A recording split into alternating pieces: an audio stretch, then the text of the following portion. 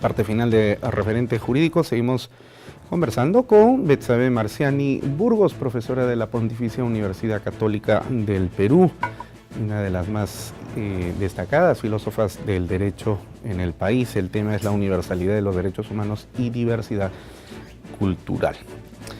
Y hablando de los derechos humanos, que es el tema en el cual nos hemos involucrado en el bloque anterior, hay una parte en el trabajo tuyo que vas a publicar próximamente, un trabajo polémico, ciertamente, donde te preguntas si es que los derechos humanos resultan ser una intromisión etnocéntrica. Aunque creo que la respuesta ya la has dado en los bloques anteriores, pero de todas maneras quisiera yo recordar que por lo menos la visión doctrinaria y normativa universal de los derechos humanos que se dio ese 10 de diciembre del 49 en la famosa Declaración Universal de los Derechos Humanos fue el resultado de 2 años de polémica entre los bloques todopoderosos de la Liga de las Naciones, que se convierte en las Naciones Unidas, ¿no? Por aquel entonces, Estados Unidos y el grupo de sus amigos, vencedores de la guerra, la Unión Soviética y sus países satélites comunistas, vencedores también en la guerra, la representación oriental.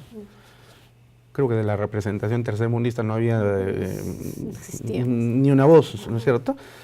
Entonces finalmente se impone la visión norteamericana, y esta visión norteamericana parte de un principio fundamental liberal, además dicho sea de paso, el reconocimiento de la defensa de la persona humana y de su dignidad como eje central a partir del cual se va a construir después toda la sociedad y el Estado. Que es lo que reproduce además la Constitución del 79 y del 93 aquí en el Perú, y por eso lo coloca en su artículo primero, ¿no es cierto? Pero esto colisiona pues luego con algunas otras visiones de lo que podría significar lo fundamental entre algunas comunidades internas en el país, que más bien tienen una visión comunitarista y donde en la balanza de los derechos humanos, si se pone en un platillo los derechos de un individuo, un sujeto, y en el otro platillo los derechos e intereses de la comunidad que ha sido agredida por este sujeto, definitivamente esa balanza se va a inclinar a favor de los derechos de la comunidad y no del individuo. En cambio, acá nosotros tenemos a ese individuo que es un violador, que ha masacrado a 15 o 20 niñas, las ha ultrajado y luego las ha asesinado, y ponemos a ese violador en el platillo de los derechos humanos, y al otro lado, en el otro platillo, a la sociedad peruana en su conjunto, va a pesar más los intereses y defensa de derechos de este violador por sobre encima de los intereses de la comunidad, justamente por esa visión, ¿no? Liberal, de que el individuo puede ser hasta un delincuente, de los peores, pero individuo finalmente es, y hay que protegerle sus derechos porque es la piedra angular sobre la que se construye la sociedad y el Estado. Entonces, cuando se impone, porque se impone, ¿no?, con la fuerza coercitiva del Estado, con el jus puniendi, esta visión, en comunidades que no comparten este punto de vista, entonces lo que se siente pues es definitivamente, uno, injusticia, ¿no?, en el imaginario colectivo, y dos, que hay una intromisión etnocéntrica, pues nos están imponiendo algo que no es nuestro. Y esos temas prácticos son los que terminan generando cierta repulsa por estas otras visiones. ¿Qué comentarios te genera esta situación? Sí. Bueno, es que tu descripción es real, pero es un poco lo mismo que pasa con el modelo del Estado de Derecho. Es decir, uno podría decir, dado que el Estado no funciona, las instituciones no funcionan, entonces, bueno, ¿para qué tenemos Estado de Derecho, no? Es un poco lo mismo, y es la percepción que se tiene al interior de estas comunidades, y ya ni siquiera al interior de esas comunidades. Es una visión ya que se ha generalizado, yo creo, por los problemas de institucionalidad, en fin, que tenemos en el país, ¿no? Y entonces, ¿qué hacemos? Siempre me pregunto eso con los alumnos. Entonces, bueno, ya casi que nos vamos pues a ver la tele en la casa y cada quien... Es decir, O tomamos las armas de una vez y decimos claro, al y entonces, Estado, pero es que ya ni derechos... enabolando a Bakunin. Es decir, creo que el problema ni siquiera son ya los derechos universales. El problema es los derechos universales, el modelo de Estado de Derecho. El sistema. Claro, el sistema. Entonces, bueno, digamos todo, ¿no? A ver, varias cosas.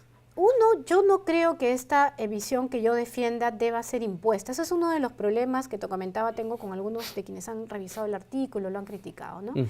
Que yo defiendo una visión en la que el límite final ante la, digamos, una situación en la que tenemos los intereses de la comunidad versus ciertos derechos de los individuos, tampoco es que diga todos, por ejemplo, propiedad, yo creo que es un derecho que puede ceder en términos en función de intereses de la comunidad. Me refiero a lo siguiente, el modelo tradicional liberal de propiedad privada no tiene por qué ser universal, es decir, eso podemos aceptar modelos de propiedad comunal perfectamente, porque así funciona, así florece esa gente y así vive bien.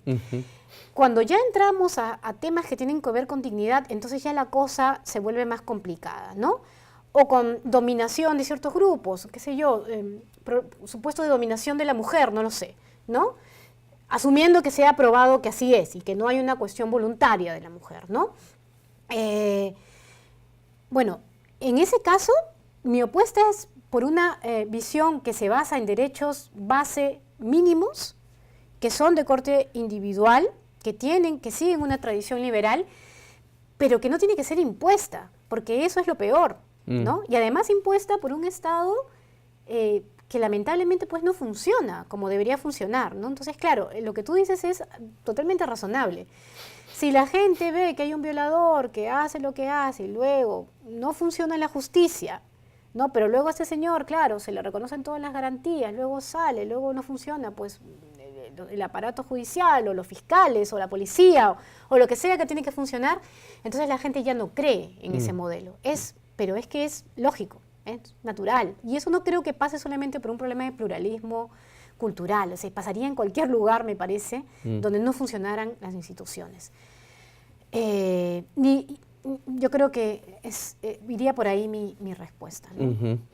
Bueno, pero ya compartimos entonces ese punto de vista, pero no podrás negar, sin embargo, de que si no hay un imperialismo cultural, sí hay un sentido de globalización cultural, ya no voy a utilizar la palabra impuesto, pero digamos donde sí es dominante los criterios occidentales que, bueno, finalmente llegan hasta nosotros, colonizan nuestras estructuras de los yoes internos y entonces nos definen como personas, como seres humanos. Entonces, yo creo que ya sería bien difícil el día de hoy hablar de que tú, yo u otras personas en el país somos andinos o descendientes incaicos, porque definitivamente no lo somos, ¿no es cierto? Y una persona no está definida por el lugar en el que nace, sino por el lugar donde se ha desarrollado culturalmente. Esto lo aprendí de un antropólogo hace muchos años atrás. Por ejemplo, pruebas al canto. Chabuca Granda no era limeña. Ella nació en Apurímac, pero nadie podría haberla definido como apurimeña, porque ella era limeña en toda la dimensión de la expresión, ¿no es cierto?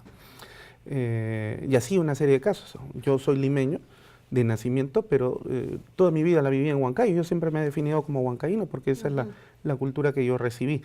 Entonces, bajo esta perspectiva, sin embargo, sea que uno fuera huanca o abanquino, apurimeño o lo que fuera, sin embargo, creo que es bien difícil, reitero, que podríamos decir que somos andinos, porque lo que tenemos ya es una definición más bien cultural de tipo occidental. Entonces, esa globalización que sí nos ha envuelto, ¿no?, es de esta naturaleza, ¿no es cierto? Tanto en lo cultural amplio como en lo jurídico singular.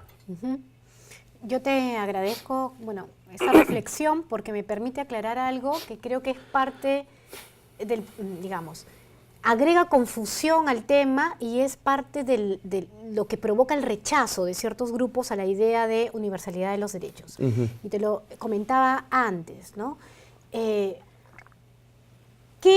los derechos humanos se basan en una concepción liberal, ¿no? No diría, bueno, sí, en una filosofía política liberal que cree pues en la dignidad, en la autonomía del ser humano, Kant, qué sé yo, pero no solamente Kant, podríamos pensar en Aristóteles y qué sé yo, ¿no?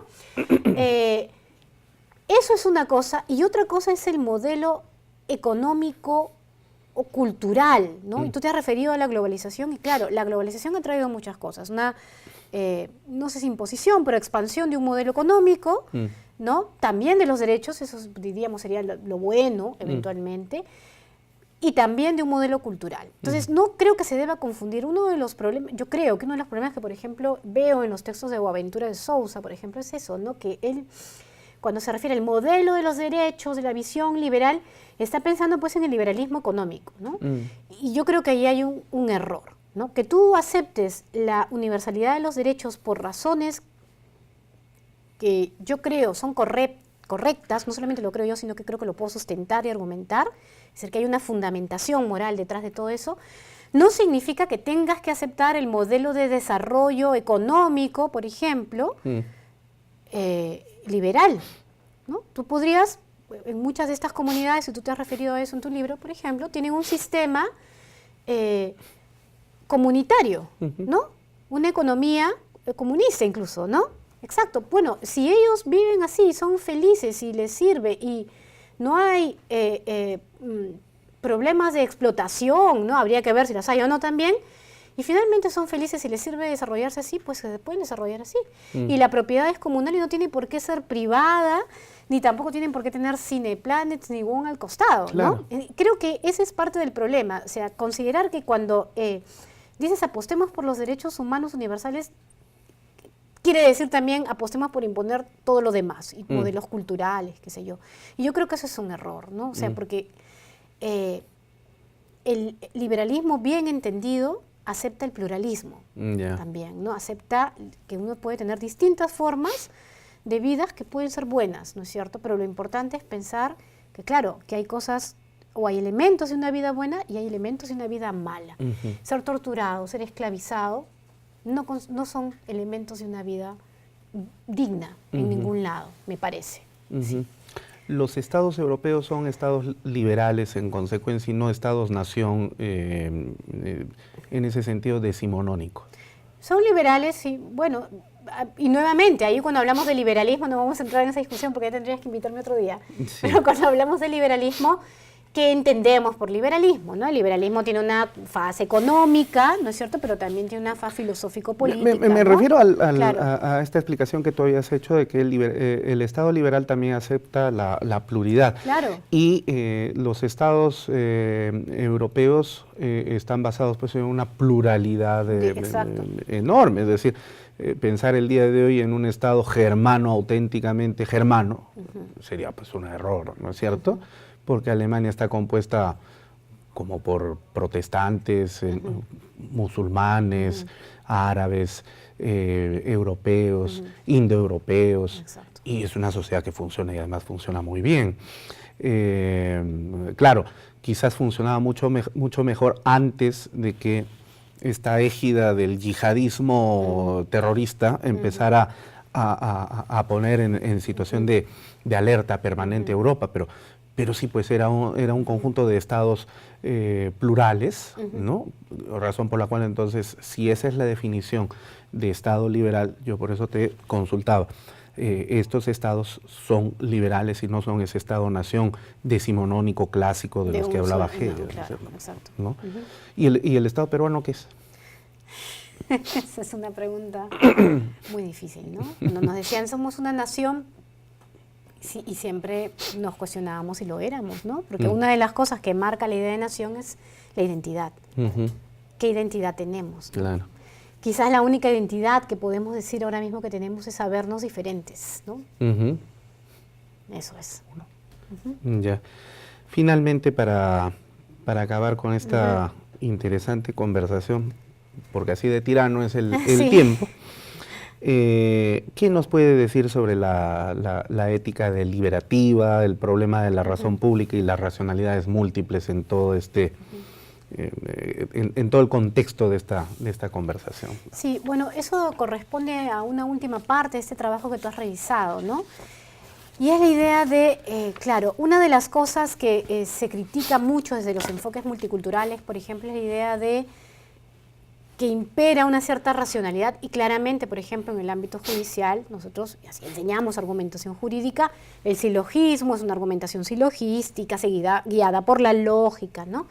Entonces, algunas de las reivindicaciones de muchos de estos grupos es la de entender que hay otras formas de racionalidad, ¿no es cierto?, que tienen muchos de estos grupos originarios, por ejemplo, el uso de metáforas, ¿no?, en vez de del pensamiento silogístico, la importancia de la experiencia, del conocimiento más bien empírico, más que el conocimiento, digamos, lógico nuevamente, etcétera, ¿no? Y entonces yo lo que reflexionaba era, digamos, creo que es importante reconocer los espacios que le debemos dar a ese tipo de racionalidades, el respeto por ese tipo de racionalidades, pero que en ciertos ámbitos, claro, de deliberación de tipo institucional, me estoy refiriendo por ejemplo al Congreso o el caso de los jueces, no podemos dejar de creer que la última palabra finalmente la va a tener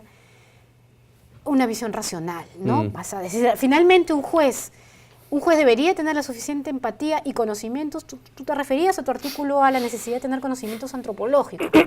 Yo creo que cuando un juez ve casos vinculados a pluralismo cultural, tendría que tener conocimientos o tener el apoyo de peritajes antropológicos, qué sé yo. Pero, yo siempre le digo a los alumnos además, el perito no es el juez, porque si no, entonces que le paguen el sueldo al perito, ¿no es cierto? Finalmente la reflexión del juez, de un juez empático, de un juez que puede entender el dato del pluralismo, de la diferencia, las distintas concepciones del bien que pueden tener estos grupos, finalmente su decisión será una decisión basada en la racionalidad, ¿no? Basada en las normas y en la idea de tenemos una premisa mayor, de tipo normativa, que puede basarse en principios, en fin, etcétera, una premisa menor, y por lo tanto, exacto, los hechos, y es así, ¿no? Es digamos, el uso de razones, de la racionalidad, de la razón pública, razones que pueden ser expresadas para todos y entendidas por todos, es, yo creo, el punto final, ¿no? En cualquier deliberación institucional. Sí. Bueno, Betsabe, te agradecemos muchísimo por esta conversación que definitivamente, como todo en el campo de las ciencias sociales, no agota la discusión, pero sin embargo abona muchísimo y contribuye a la generación de no solo más preguntas, que es lo importante en el campo de la ciencia finalmente, no tanto las respuestas que se puedan dar, sino las preguntas que van surgiendo para poder procurar acercarnos más a nuestros objetos de estudio y darles alguna resolución. Te vamos a invitar en otro momento para poder continuar conversando de estos y otros temas de tu especialidad, que por supuesto son interés de referente jurídico y de los televidentes que nos siguen en este programa. Muchísimas gracias. Muchas gracias a ti.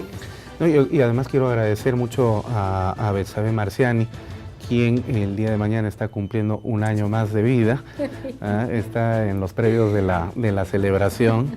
Te deseamos muchos éxitos, muchas bendiciones, que pases un bonito día tú y tu familia y los amigos. Bueno, de esta manera hemos llegado entonces a la parte final del programa. En nombre del presidente del Consejo Ejecutivo de la Academia de la Magistratura, el señor Fiscal Supremo del Ministerio Público, Gonzalo Chávarri Vallejos, les agradecemos por su cordial sintonía. También nuestra gratitud sempiterna a JNE-TV, que hace posible que semana a semana lleguemos hasta vuestras pantallas. Con ustedes será hasta la siguiente emisión de Referente Jurídico. Permiso.